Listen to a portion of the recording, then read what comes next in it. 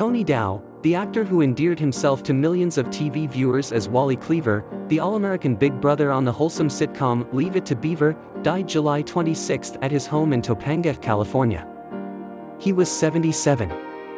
The cause was complications from liver cancer, said his manager, Frank Bilotta.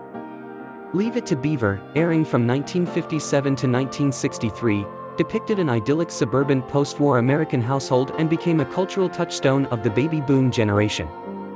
Hugh Beaumont was the handsome, ever-patient father, Wally Cleaver, and Barbara Billingsley played the glamorous and understanding matriarch, June, who vacuumed in high heels and always tucked her boys into their beds.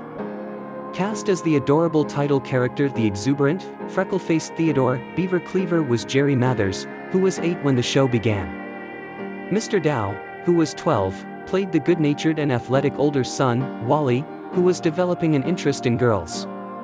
Ken Osmond had a memorable, recurring role as Wallace's insincere friend Eddie, who is always kissing up to the adults. The sitcom began on CBS but appeared for most of its run on the third-place ABC network and never was a big ratings success. But thanks to its gentle, wry humor and an appealing ensemble cast, it thrived in syndication. The show lasted far longer than more popular family sitcoms of that era, including The Adventures of Ozzie and Harriet, Father Knows Best, and The Donna Reed Show, TV scholar Robert Thompson has noted. With his light brown hair, electric blue eyes, and the athletic build of a championship diver which he was before joining the show, Mr. Dow was promoted as a teen heartthrob and received more than 1,000 fan letters a week at the sitcom's peak. Years later, Mathers recalled Mr. Dow as much like his cool character, soft-spoken, suave and possessed of gymnastic skills that he showed off by walking up and down a flight of stairs on his hands.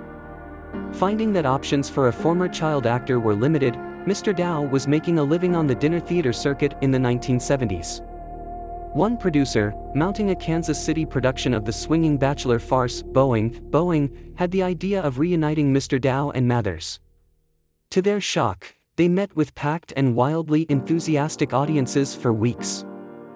The two actors toured in another romp, So Long, Stanley, for more than a year before Hollywood producers hired them and other surviving members of the original Leave It to Beaver cast. Beaumont had died in 1982 for a CBS TV movie reunion, Still the Beaver, 1983.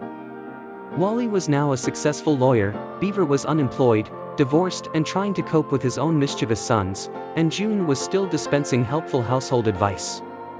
The program was a ratings smash and spawned 2 sitcoms, notably, the new Leave It to Beaver on Ted Turner's superstation, WTBS, from 1986 to 1989. Many critics likened watching the Beaver revivals to entering a time warp.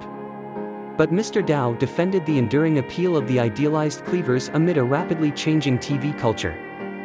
When I see a show about drugs, it can be an interesting story and I can get involved.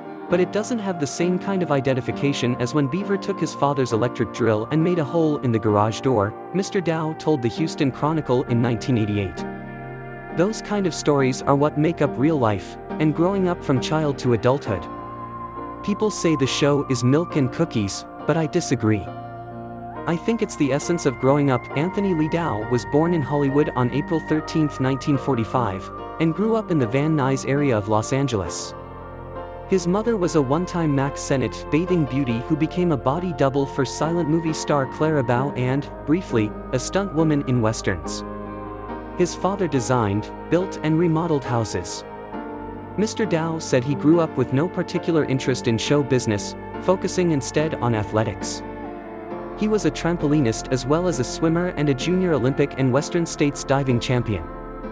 In 1956, when he was 11, he was asked by a lifeguard, an older guy with acting ambitions, to audition with him for a family adventure TV show called Johnny Wildlife.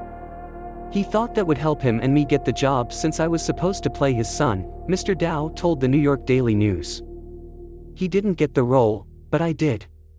The pilot didn't sell, and Mr. Dow was soon back to the swimming life, until the next year, when the producers of Leave It to Beaver came looking for a new Wally.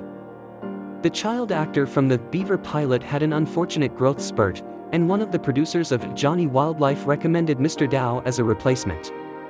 After production of Leave It to Beaver ended, he studied painting and psychology at the University of California at Los Angeles, played dramatic and comedic guest parts on various TV series, and appeared on a daytime teenage soap opera called Never Too Young.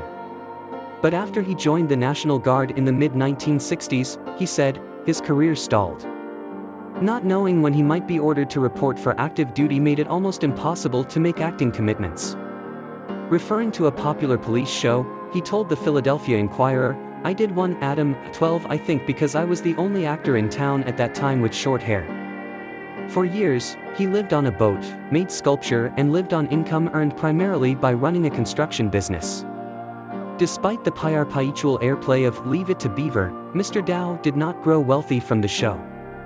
Because of a contract stipulation, he received residual payments for only 4 years after the sitcom went into syndication. Beginning in his 20s, he said, he began a long and gradual descent into clinical depression. "I'd say inheritance had more to do with it than acting," he told the Chicago Tribune. "It was an illness prevalent on my mother's side of the family. But certainly Leave It to Beaver had something to do with it. Certainly it had something to do with raising one's expectations and establishing a certain criteria that you would expect to continue in life." Attempts to get back into acting only exacerbated his dark moods. He had played killers, single fathers and lawmen on other shows, but casting agents could not overcome their perception of him as clean-cut and earnest Wally. That so few people talked openly of depression complicated his private struggle, he said, and for years, he could not find ways to manage what he called a self-absorbing feeling of worthlessness, of hopelessness. He was nearing 40 before he began to stabilize, thanks to what he called a major improvement in available drug treatments. In frequent speeches on mental health, Mr. Dow noted that he was just one of millions who have depression. "If Wally Cleaver can be depressed," he said, "anybody can be." Turning away from acting to focus on other art forms also helped. He had modest success as a sculptor, with work appearing in galleries and international exhibitions. Starting with the new Leave It to Beaver in 1988, Mr. Dow also began a career as a TV director, and his credits included episodes of Babylon 5 and Star Trek: Deep Space Nine. His first marriage, to Carol Marlowe, ended in divorce. In 1980, he married Lauren Shulkind, whom he met when she was working for an advertising firm and looking for an all-American guy to cast in a McDonald's commercial. In addition to his wife, survivors include a son from his first marriage, Christopher, a brother, and a granddaughter. In interviews, Mathers said there was a great deal of Mr. Dow in Wally, that the character was less a performance than a reflection.